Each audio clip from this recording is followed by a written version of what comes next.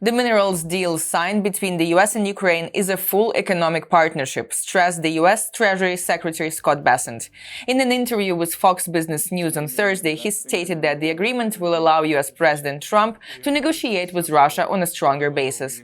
This is an economic partnership, so we are going to accelerate the Ukraine economy. And as the president says, as I always say, economic security is national security is economic security. So a strong Ukraine post this conflict will help the Ukrainians maintain their national security. And I think this is a strong signal to the Russian leadership, and it gives President Trump the ability to now negotiate with Russia on even a stronger basis, as opposed to the daylight that had been previously created between the U.S. and Ukraine.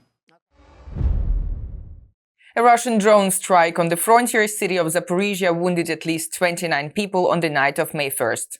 Private houses and a school were wrecked. The Russian drone barrage targeted at least 10 locations across the city, according to local authorities, causing significant damage to residential areas and an educational facility. As of 7 a.m. on Friday, the head of the regional military administration, Ivan Fedorov, reported that 29 people were injured as a result of the massive Russian attack. A 61-year-old man who had previously been pronounced dead was miraculously found alive under the rubble. It sounded like an airplane was falling. It was very scary. And when they fell, yes, there were very scary sound, as if a missile fell. The European Union is set to impose a 17th sanctions package against Russia, reported France+24 on May 2nd. The announcement came from French Foreign Minister Jean-Noël Barrot after a meeting with the US Secretary of State Marco Rubio in Washington, D.C. on Thursday. Barrot confirmed that the EU aims to align its next sanctions package with the United States, adding that Rubio emphasized the White House commitment to halting the senseless bloodshed and working closely with allies to achieve lasting peace. Barrot stressed that Russian leader Putin is the only obstacle to peace in Ukraine, while at the same time Kyiv accepts an unconditional ceasefire. The minerals deal signed between the US and Ukraine will soon be sent to the Verkhovna Rada, Ukraine's parliament, for ratification. In his evening address, President Zelenskyy underscored the government's commitment to ensuring there are no delays in the process. He also stressed that during the preparation process, the agreement had developed significantly. It is now truly an equal partnership, one that creates opportunities for substantial investment in Ukraine, as well as significant modernization of Ukraine's industries and, equally importantly, its legal practices. The agreement foresees no debt. It stipulates the establishment of a reconstruction fund that will invest in Ukraine and generate returns here.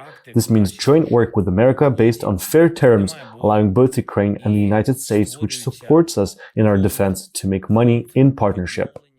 According to Zelenskyy, he spoke about his readiness to conclude the deal with the US President Trump during their meeting in the Vatican last weekend. He referred to the agreement as a historic first result of that dialogue, expressing anticipation for further outcomes from the ongoing conversation between the two leaders.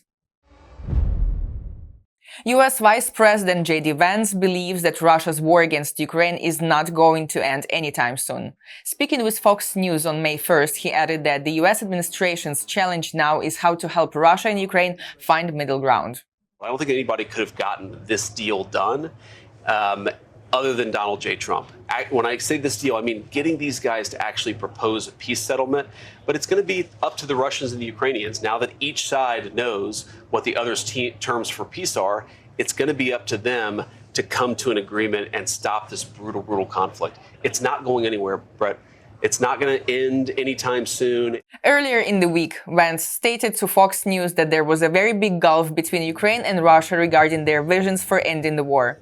As a result, the Trump administration will work to try to bridge these sides. He also stressed that peace proposals have already been made, and his administration will work very hard to try and bring Kyiv and Moscow together over the next 100 days of Trump's term. Residents of the temporarily occupied Crimea reported hearing explosions in multiple areas in the early hours of Friday, Sevastopol among them. According to the Russian Ministry of Defense, its air defense systems allegedly destroyed 121 Ukrainian drones overnight, 89 of them over the territory of the temporarily occupied peninsula. Despite a statement from the occupation authorities that there were no damages, local residents shared footage of the aftermath. In particular, the Telegram channel Crimean Wind, which monitors the situation in Crimea, shared footage from Kacha in Sevastopol, where a military airfield is located. Доброе утро в Каче. Ukraine will continue to advance its peace agenda through a focused diplomatic format that includes the United States, the United Kingdom, Germany and France. This was stated by the Ukrainian Foreign Minister Andriy Sybiha during an address to Ukraine's parliament. He underlined, however, that Kyiv will not accept the so-called peace at any cost and that its principal positions on peace remain clear and unchanged. First of all, we will not recognize any occupied territories of Ukraine as Russian. Secondly, we will not accept any restrictions on the structure, size, or other characteristics of Ukraine's defense forces, restrictions on our defense industry, military assistance from allies, or the presence of their contingents on our territory. Thirdly, we will not accept any restrictions on Ukraine's sovereignty, our domestic and foreign policy, in particular on the choice of unions and alliances we seek to join. Sybiha stressed that Ukraine may not have a consensus on NATO membership right now, but the country will continue to work towards it. However, neither Russia nor any other country does not and will not have the right to veto Ukraine's choice. Munitions scattered by Russian drones in a recent strike on Kyiv could be fitted with a delayed explosion timer, reported the Kyiv military administration spokesperson on Thursday. Commenting to Ukrainian Suspilne media, he said that the munitions may detect changes in vibrations, heat, light and pressure signatures. Previously on May 1st, delayed detonations from suspected cluster munitions occurred in a forested park area of Kyiv after a Russian drone strike overnight. Experts are examining the munitions closely.